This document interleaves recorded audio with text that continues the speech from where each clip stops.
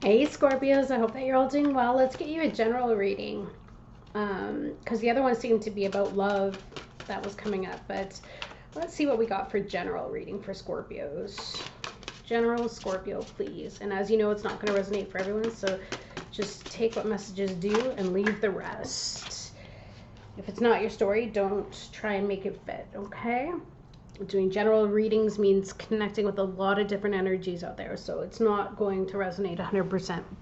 If you want a personal reading, you can definitely book one, and you can find a link to my website in the description box below. Or if my energy doesn't resonate for you, there are hundreds of amazing readers on YouTube, so definitely check them out, and I guarantee you'll find the one that does work for you. So your overall energy. Whoa. Oh gosh. Okay, so I wanted it to be a general reading, but it looks as though you've got the Two of Water, which is also very much like the Two of Cups as your overall energy. It's a beautiful card. It's about intimacy and closeness, trust, commitment, reconciliation, equality, union, codependency, or taking sides for that matter. There's a relationship of some sort, and it's moved beyond infatuation and physical attraction to one that is built upon a foundation of deeper and mutual love, respect, trust, or shared interests and values. So this card symbolizes it's like a meeting of a mind and the heart that is free of the desire to possess or control. This relationship is a unification of two hearts and minds, not with the purpose of becoming whole or to complete each other, but with the intent to share, to enrich, and to enhance each other's lives. This is a time of giving, sharing, and communication. A relationship is founded on intimacy, to share your thoughts, feelings, goals, and fears with the one that you love. And that is what is being intimate. To hold them, to listen, to show interest is to be intimate. To show affection by reaching out, to stroke their cheek or hold their hand is to be intimate. And the Two of Hearts ultimately symbolizes intimacy within a relationship. It is also representative of a time of forgiveness and reconciliation. If a rift developed between lovers or friends, this card asks to let go of the hurt and anger. Put aside judgment and blame. Don't allow arrogance or wounded pride or ego to destroy a connection. Where you can, take responsibility for your own choices and actions within the connection, and also be mindful how they have impacted and influenced the connection. This card is inviting you to communicate, to forgive, or to apologize now. Now, this could very much still be linked to yesterday's reading, right? Where somebody hated that they hurt Scorpio and they want to apologize. They're feeling remorse. This also did want to come up slightly in reverse. So if this upward explanation doesn't pertain to your situation, then possibly it's the blockage, which addresses the subject of losing our sense of self or our identity or our independence upon entering into a new connection. It reminds us of the importance of retaining our independence, lest the relationship become one of codependency and inequality. Remember that romantic love is not the only love relationship in our life. There is love shared between friends, between human and animal companions, for nature, goals, and our interests. These loves are still worthy of our time and attention. So this card asks to not completely focus on the new to the detriment of the old. It can also symbolize an importance of not allowing yourself to be drawn into a quarrel between friends or lovers, or to be forced to take sides. If you find yourself in such a situation, this card suggests remaining non-judgmental, compassionate, and loving to both, which could be very difficult, especially if you're being put in the middle, right? So let's see what the challenge is, and maybe that's going to give us a little more depth. Challenge for Scorpio right now. What is this more or less saying? Tower. Okay. So yeah. There could have been a lot of hurt. There could have been a lot of upset. This Tower card speaks to possibly divorce or separation or a breakup or something that suddenly happened out of the blue. And perhaps emotions just blew up and blew the top, or the lid, if you will, off of a situation. And maybe it's one that was to a point where it's very hard at this point. Maybe you're finding it hard, or the person you're dealing with is finding it hard to rebuild from ground zero. Perhaps holding on to the past is maybe what's happening, and maybe you're continuously being beaten over the head with reminders of mistakes that you've made in the past, or perhaps you're doing that. But regardless, if this is about reconciliation, it looks like there's some kind of a struggle in terms of rebuilding a fresh new start. However, the Tower is necessary. The Tower is necessary to bring in change, and it's change that's needed. So the foundation of this could be some player energy, or it could be some it's like this person comes and goes at their will. Sorry, Scorps, I wanted to fix the lighting a little bit. So the Knight of Wands is somebody who comes and goes, right? And unfortunately, that becomes intermittent reinforcement. So that could be what this card is talking about when it's saying the destruction is happening because of codependence. So it's like one person is addicted to the high they get when this person shows up, and then completely crashes and falls apart when the person leaves. And that's because the love has now gone into toxic territory where there is no sense of self, right? So that could be what this is saying, is that someone comes and goes, and it's almost like having power over another. And when that happens, that other person falls apart, and it could cause a lot of arguments. Maybe they're questioning, where have you been? Why haven't you called? Why haven't you talked to me? But yet this person is usually an avoidant attachment style. So they'll come in, and as soon as they start feeling too close and too intimate, it freaks them out and they need their independence again. So they take off. And this can go on and in a cycle for long periods of time. But for the codependent in the situation, this becomes a rocky foundation for them because it's never stable. They don't know when the person is going to return. They don't know when the person is going to call. And so they're constantly in their anxious attachment style, which leads to that codependent give and take, the addiction cycle. There's lots of good information on it. Let's see what happened. So I feel like there was an ending in the past because of this. Someone felt betrayed. It's like they were waiting on this other person to come back. They were waiting to hear from them. They were waiting for some form of stability, but they weren't getting it.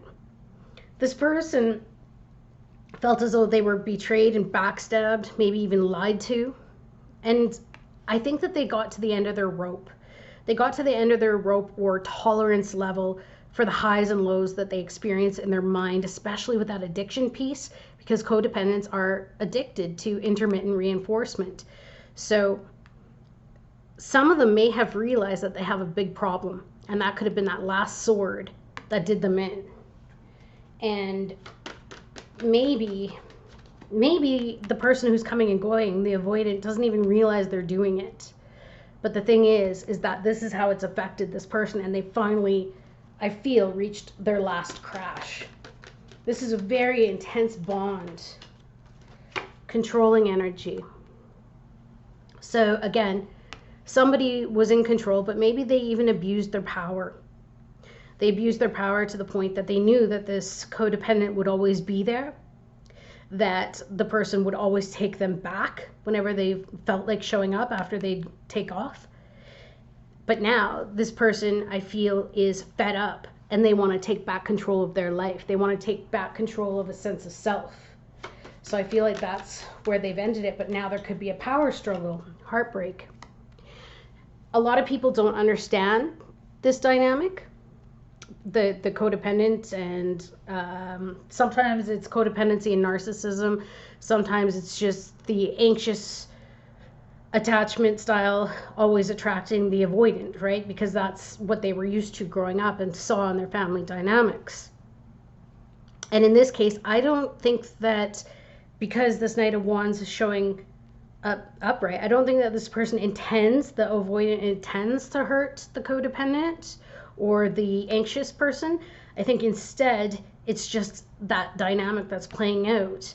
And so because one feels like they've lost control, now they're hurting again. Now they're hurting and they want to come back because they want this, they don't want to live without the person that they love, but yet they're confusing the fact that it's not love, it's more or less addiction to the cycle. So it's like the dopamine in their brain kicks off and they get so incredibly excited every time this person shows up on their doorstep that all is forgiven, because they get this big rush in their brain. But then the second that this person disappears on them again, they feel like they've lost all control and they are absolutely devastated. So right now I feel like this anxious individual, whether it be you or the person you're dealing with, is now crashing to a point where they are feeling so much pain and loneliness. It is like it's going through physical withdrawal as well as emotional withdrawal. So you can see the mental withdrawal because the swords are to do with thoughts and mental processes, as well as how they're piercing the heart. So this person is feeling completely out of control, completely lost, and completely devastated with the fact. Maybe they felt like, okay, the way that I can get this coming and going to stop is by ending the relationship. But now they're going through the withdrawal of not having that person around. So I feel like they're focusing on wanting to come back and repeat the cycle. So let us see. Could be dealing with a Piscean. Pisceans have a hard time, and sorry, cross watchers, it's true. Myself, I'm a Piscean, and I had to learn a lot about myself and my shadow self and the things that I would do. And we do lose ourselves in relationships. We're very selfless, but that can cause a lot of problems, because then we end up depending on the other person too much because we don't know what to do with ourselves when the person we love disappears. So basically, a new perspective and the light bulb is going off here. So in the near future, whether this be the Piscean or whether this be the Scorpio, or even if it's not a Pisces or Scorpio, could be an Aries that you're dealing with, could be Leo, Sagittarius, Aries based on this card. Doesn't have to be. It could be another Scorpio or another water sign, maybe Cancerian. But really, signs don't matter because we all have every element within us, and it's whichever is predominant at the time that somebody is acting on. But I feel like this person is getting a new perspective, or a light bulb is going to come off. And now, what is this light bulb going to bring to light? Is it going to bring to light this situation, and are you guys going to work on it? Or is it going to be... Okay. So somebody might just allow the sneaking off to continue. Or someone might become apparent to these undercurrents of the dynamic that's going on, because this is a Seven of Swords. This is sneaking off and getting away with something. And again, I feel like it's a repeat of a cycle, but oh good, Temperance, Sagittarian energy. I feel like the light bulb is going to come off or go off now, and it's going to be to a point where now this individual or both see what is the issue in the connection. And I feel like the avoidant is going to try to be more stable and be around more, right? Because this Temperance card, the angel, is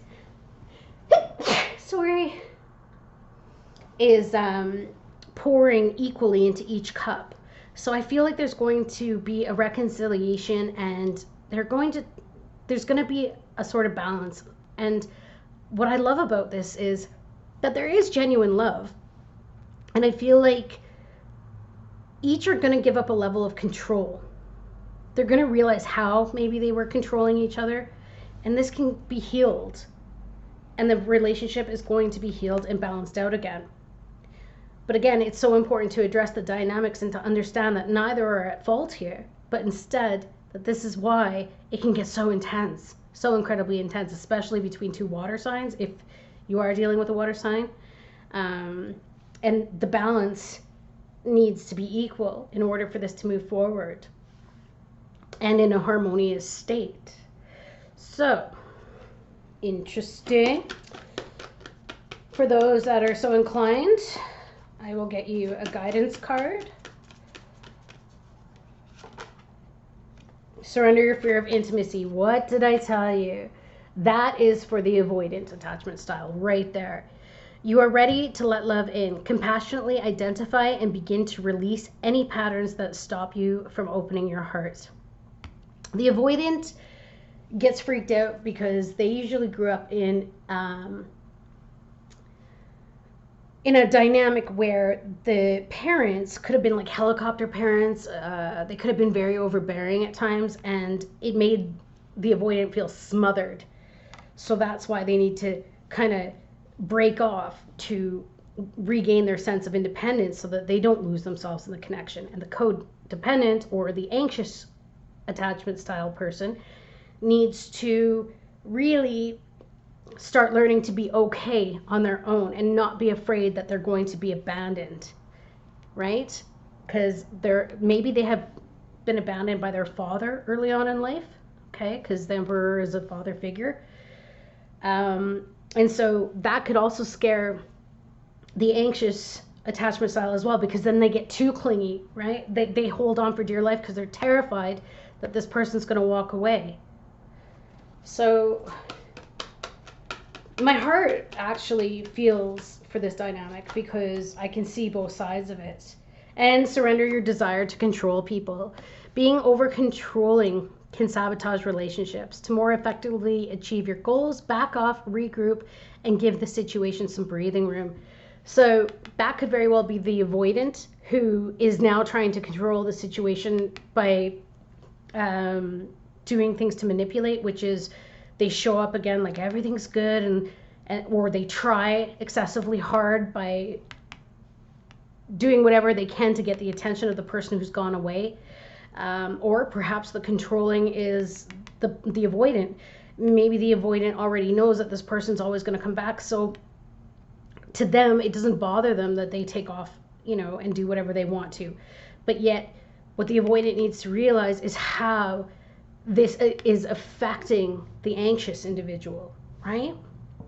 But I really feel that there's such a bond here, especially from this beautiful Two of Water card. This bond, it's almost like a soulmate. It's like the two of you are going to learn and grow through this together. And it's going to take some time because, let's face it, this dynamic has been operating in each person's life for so long. It's going to take time to change, and it's going to take conscious energy, right? That light bulb. It's going to take some education and learning about how each have managed to skirt around the real issue and how each have contributed to the dynamic. But it's going to be healed. So I love that very much for you guys. We'll get you a Romance Angel card. Where is this going?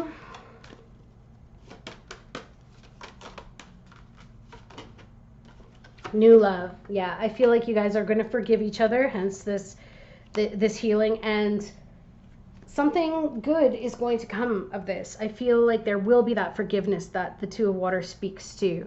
When is this going to happen? I'll get the astrological die. 8. So it could happen in August. Could happen on the 8th day of a month. That's what I'm getting for that. And just for shites and giggles, we can try the astrological die for who you might be dealing with. Who is Scorpio dealing with in this situation, please? Sagittarius. Well, you got Sagittarius energy there too. Now, another story just emerged, and this will only be for a couple of you. Some of you might be leaving a Piscean because you've got a Sagittarian on the side. That could be that sneaking away, okay? Sneaking away from the Piscean and heading out to be with this Sagittarian that maybe has piqued your interest, because new love also says a new person has stirred your romantic feelings. So there's two different scenarios. Hopefully one of them resonates for you. Either or. If you do sneak out with this Sagittarian, what's going to happen?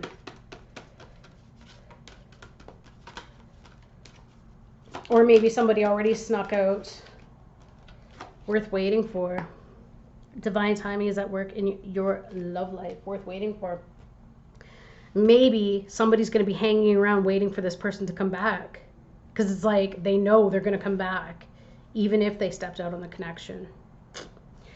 So there you have it. I don't know if this helped anybody out there. I don't know if it shed some light on a situation.